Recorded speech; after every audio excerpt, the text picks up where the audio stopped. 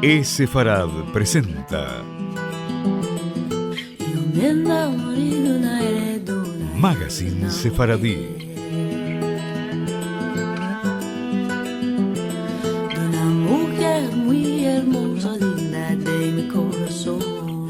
Una producción de Radio High y Radio Sefarad.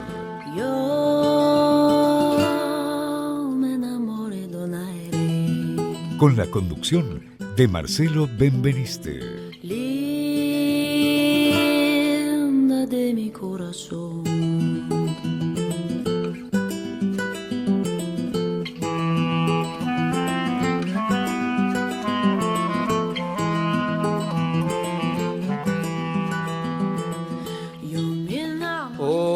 Hola amigos, bienvenidos a la edición número 458 de Sefarad Magazine Sefaradí. Hoy vamos a contar una de piratas, del pirata judío más famoso tal como se lo conoce.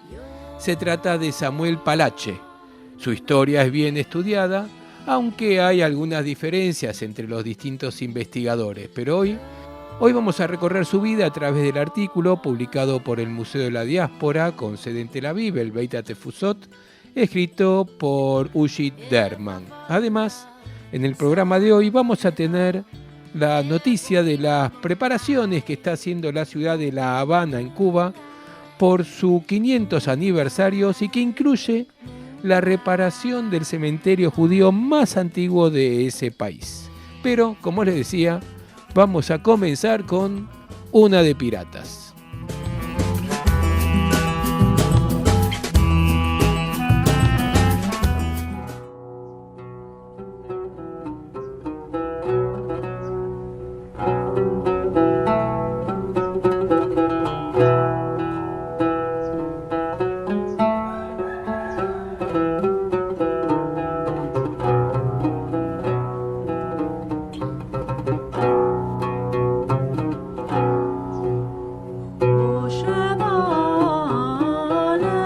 Hubo tiempos pasados en que la palabra explorer tenía implicaciones de vida y muerte y no de un navegador web, y traffic representaba un movimiento físico en el espacio y no algo que publicistas ávidos de fama juran en su nombre.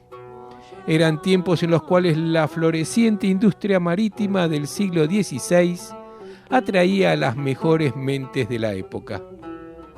La nación startup de aquella época en esa industria fue Portugal, que dio al mundo a exploradores famosos como Fernando de Magallanes y Vasco da Gama.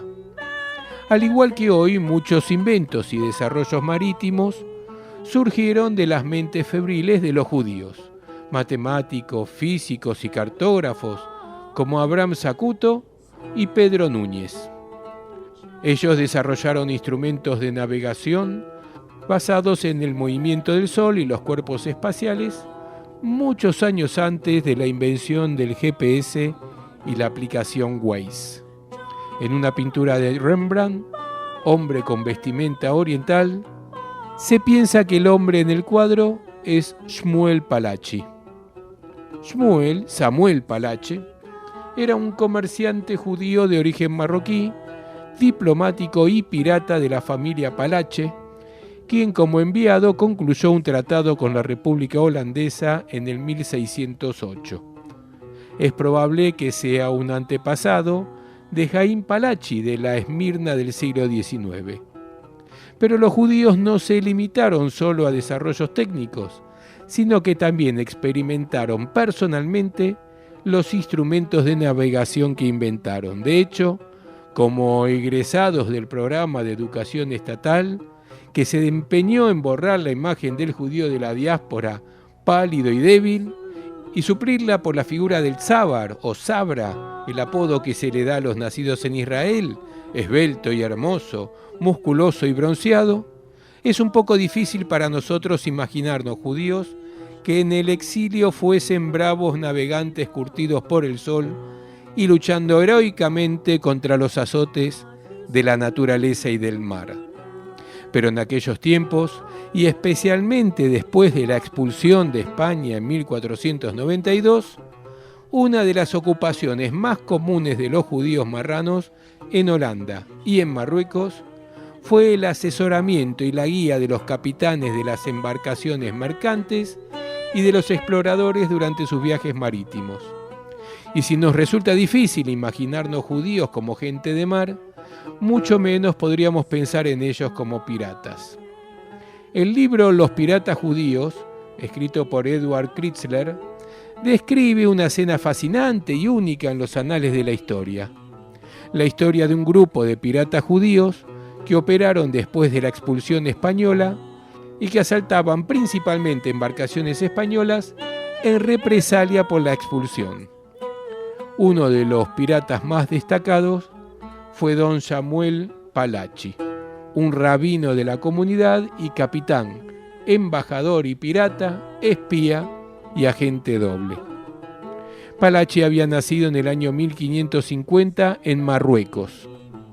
Como muchos de las decenas de miles de judíos que vivían en el barrio judío El Malaj, en la ciudad de Fez, su familia también fue expulsada de España.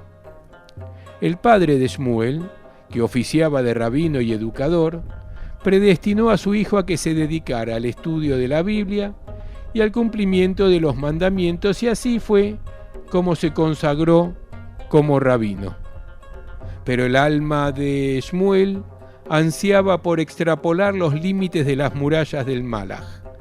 La leyenda dice que un pariente cercano despertó su imaginación con historias sobre marinos y marineros judíos como Sinan Reis, un famoso pirata judío, conocido como el Gran Judío, que luchó junto a los hermanos Barbarossa en el marco de la flota otomana. Volando en las alas de su imaginación, Shmuel deambuló junto a su hermano Yosef hasta la ciudad de Tetuán, en el norte de Marruecos, donde los dos se convirtieron rápidamente en sofisticados y pícaros marinos y piratas. Los hermanos Palachi solían atacar barcos mercantes españoles que venían de América del Sur. Luego, se disfrazaban de comerciantes españoles y vendían los bienes que acababan de robar en las ciudades portuarias españolas. El nombre Palachi se hizo famoso y pronto llegó a oídos del sultán de Marruecos, Ahmed el Mansur, apodado el Rey de Oro, debido a su enorme riqueza.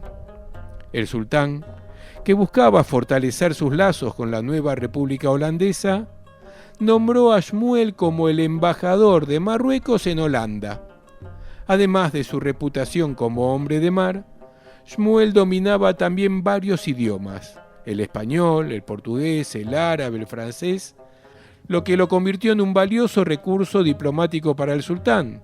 Y así fue que en 1596, Shmuel Palachi convirtió su profesión de pirata en diplomático, instalándose en la ciudad de La Haya, donde funcionaba el parlamento holandés y se radicaron los representantes de países extranjeros. Palachi estableció uno de los primeros mini-anime en la ciudad y, además de su misión diplomática, ejerció también de rabino de la comunidad. La comodidad de la rutina diplomática fue interrumpida por un incidente que tuvo lugar a fines del siglo XVI, cuando el sultán marroquí, un apasionado por las reliquias, le obligó a Palachi a navegar a la ciudad de Lisboa y adquirir allí piedras preciosas a cambio de toneladas de cera. Ya por ese entonces, España controlaba Portugal a través de la unión dinástica en que se unieron las familias reales. De hecho, dominaba toda la península ibérica. Según una de las hipótesis, Palachi, que en ese entonces sufría de problemas financieros, les ofreció a los españoles, a cambio de dinero, informaciones confidenciales sobre la corte del sultán. Las autoridades de la Inquisición, sospechando que el rabino judío estaba tratando de ganar tiempo para reconvertir al judaísmo a conversos y marranos, siguieron los pasos de Palachi, quien a último momento consiguió salvarse de sus garras y escabullirse de España. Arruinado financieramente, Palachi emprendió el viaje de regreso a Holanda e inmediatamente después de su regreso apeló a los contactos que tenía con gente en las altas esferas para que le concertaran una entrevista con el príncipe Mauricio de Nassau, hijo de Guillermo el Taciturno, fundador de la República Holandesa. Palachi le sugirió al príncipe holandés que cooperara con Marruecos contra el enemigo común, que era España. El príncipe, un talentoso estratega militar que despreciaba a los españoles tanto como Palachi, tuvo una idea.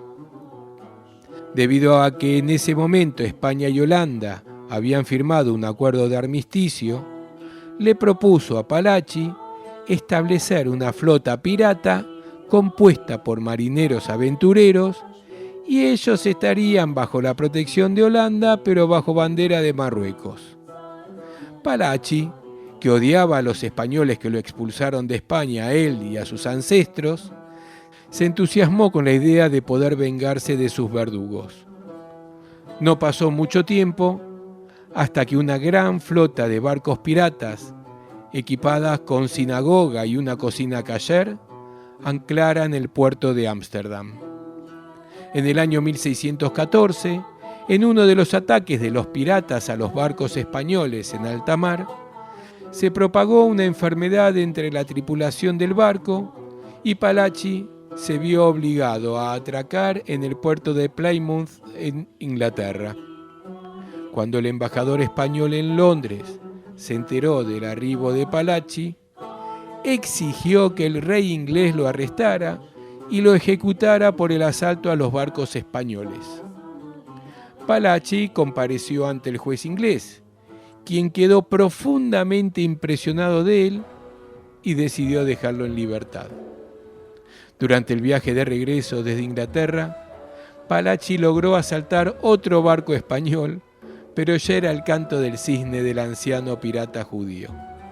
Había adquirido una grave enfermedad durante su encarcelamiento en Londres. Don Shmuel Palachi falleció 2 años después, cuando tenía 66 años de edad. Durante su sepelio, decenas de miles de judíos y no judíos lo escoltaron hasta su entierro en un cementerio en las cercanías de Ámsterdam, con la participación del príncipe Mauricio y su familia. En su lápida está grabado el versículo del libro de los Proverbios: el que lleva el bien con Dios y con el hombre. Por último, digamos también que a la familia Palachi pertenecía Abraham Palachi, rabino sefaradí de Esmirna. Abraham Palachi, que naciera alrededor de 1809 y falleciera en el 1898, fue un gran rabino y autor en ladino y en hebreo, que era hijo del gran rabino Jaim Palachi y hermano del gran rabino Rahamim Nisim Palachi y del rabino Yosef Palachi. Así es que terminamos con este relato que dimos en llamar Una de Piratas.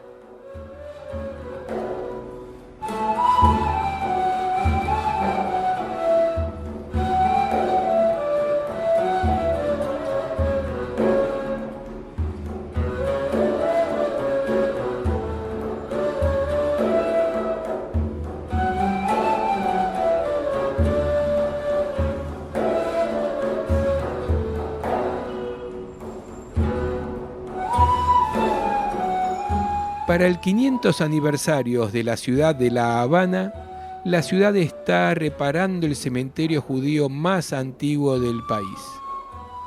Así lo escribe en su portal Andreas Knobloch el pasado 21 de noviembre. En la entrada del cementerio judío Ashkenazí de Guanabacoa, a media hora en auto del casco antiguo de La Habana, una placa honra a Abraham Beresniak y su contribución a la comunidad judía de Cuba. También es la tumba de Beresniak que el jefe del cementerio, Roberto Rodríguez de Río, llama primero la atención de los visitantes. Durante más de 16 años ha estado cuidando las tumbas y guiando a los grupos visitantes a través de los terrenos del cementerio. Se pueden ver lápidas rotas, roscas dispersas en el suelo.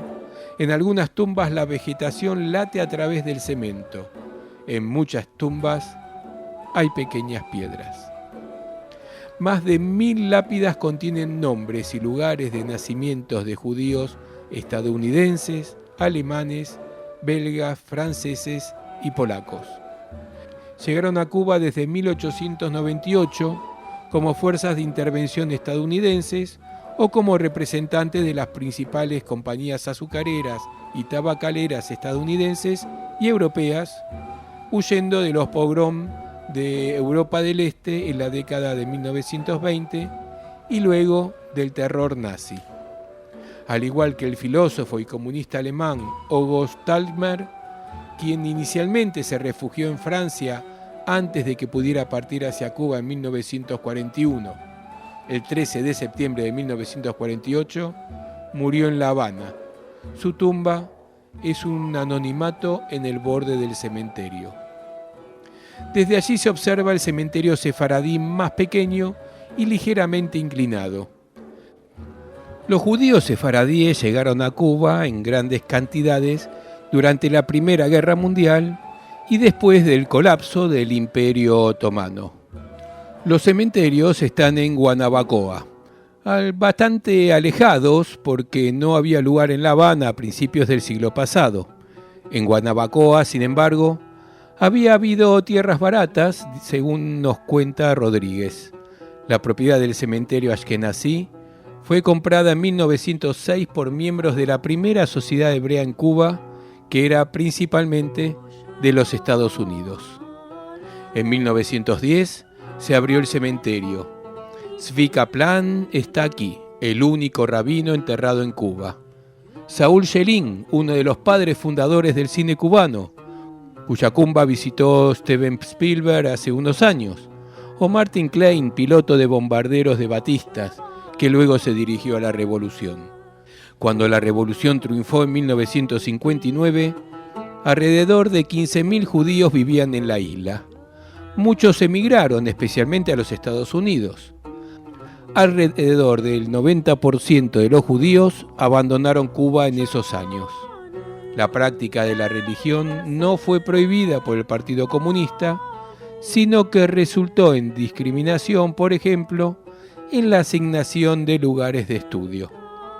Después de la enmienda constitucional de 1992, el Estado declarado laico en lugar de ateo, los religiosos experimentaron un renacimiento. Cuando los líderes de la comunidad judía, Joseph Miller y Adela Dworin, se les dio permiso estatal para reorganizar la comunidad judía, recordaron a Abraham Beresniak, cuya placa ahora adorna la entrada al cementerio. Actualmente, la comunidad cuenta nuevamente con alrededor de 1.500 miembros, de los cuales 1.100 están en La Habana. La condición de los cementerios en Guanabacoa ha empeorado con los años, ya que la comunidad judía no pudo recaudar los $200.000 necesarios para renovar todo el sitio.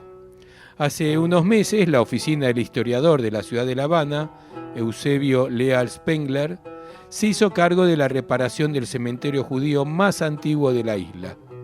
Como parte del 500 aniversario de La Habana este año, numerosos monumentos y estructuras históricas se están restaurando en toda la capital. La ingeniera Pilar Vega, de la oficina del historiador de la ciudad, le dijo a la prensa cubana que alrededor de 50 de las aproximadamente 1.100 tumbas en el cementerio ya habían sido restauradas en junio. Otras 150 estarán allí en breve plazo. No somos el único problema que tiene el país, dice la líder comunitaria de la Dworin, para apreciar los esfuerzos. Hay muchos lugares que requieren la atención de la oficina del historiador de la ciudad.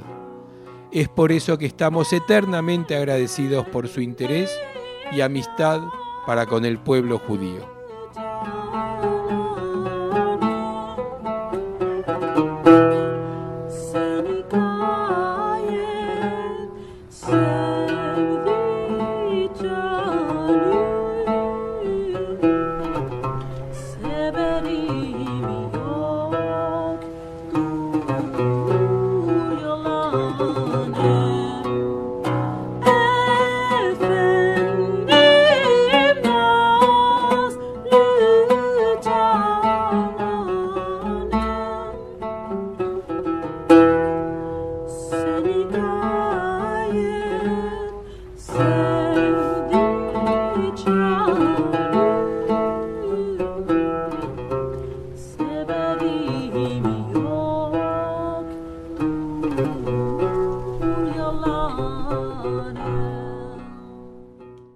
Yéndome para la guerra.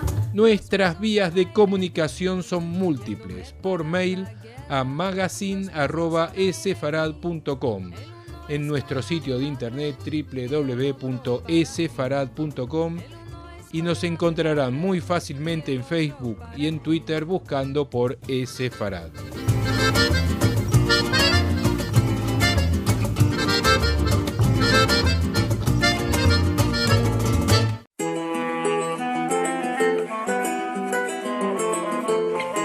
Agenda Sefaradí.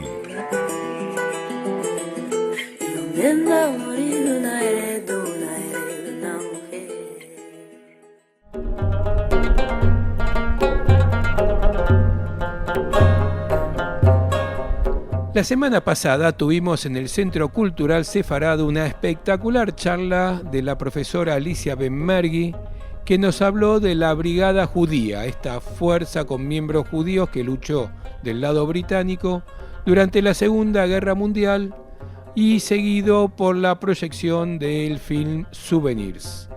En verdad fue una tarde-noche fantástica el haber podido llenar la sala un domingo de enero en pleno verano a la tarde y con 35 grados de calor en las calles de Buenos Aires. A todos los que vinieron y disfrutaron de la charla y de la película, al cuidado del aire acondicionado, muchísimas gracias por la confianza, y seguramente seguiremos con estos encuentros de los domingos a la tarde, que son muy bienvenidos. Y también, por supuesto, muchas gracias a Alicia Benmergui y a su esposo Toti por el profesionalismo con que presentan cada una de sus charlas.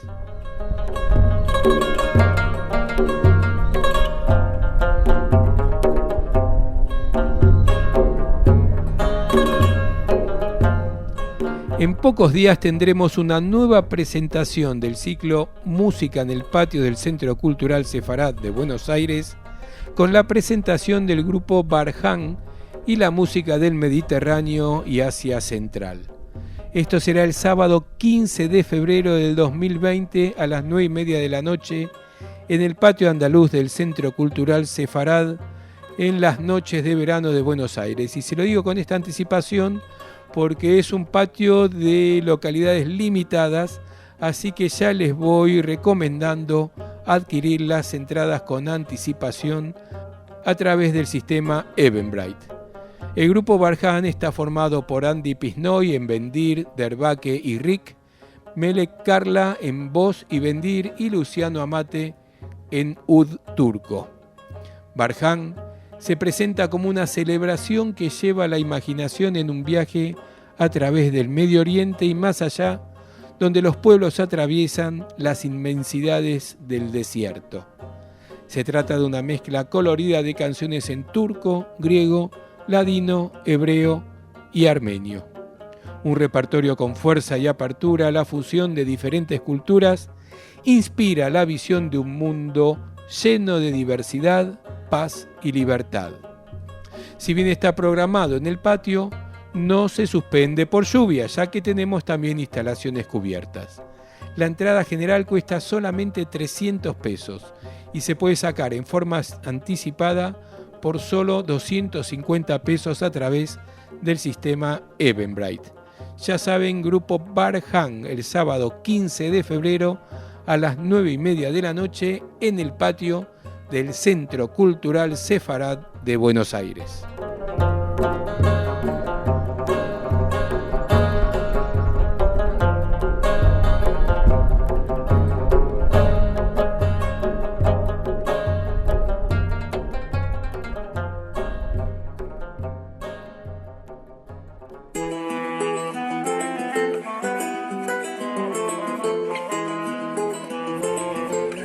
Música.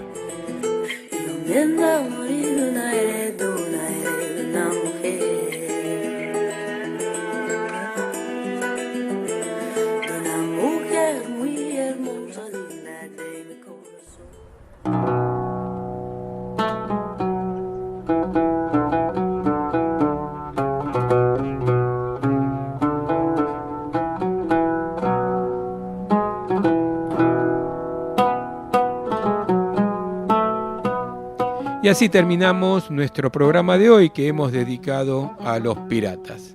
Yo me despido, mi nombre es Marcelo Benveniste, los espero como siempre en nuestro próximo Sefarad Magazine Sefaradí de la semana que viene, como siempre a lo largo de todo el viernes en radiosefarad.com.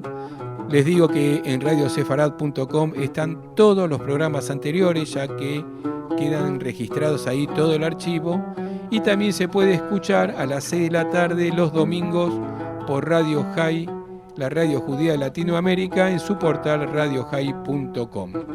Como siempre los esperamos en nuestro portal sefarad.com y en todas las redes sociales, donde también podrán ver la agenda de actividades, incluyendo la que tendremos el 15 de febrero próximo, donde vamos a escuchar el laúd de Luciano Amate, uno de los integrantes del grupo Barján, que como les digo estará el 15 de febrero en el patio del Centro Cultural Sefarad. Y con la música de este laúd de Luciano Amati es que nos despedimos con el tema Yuseini Sas Semai. Es una buena oportunidad para hacer 4 minutos y medio de relax y meditación. Semanada buena.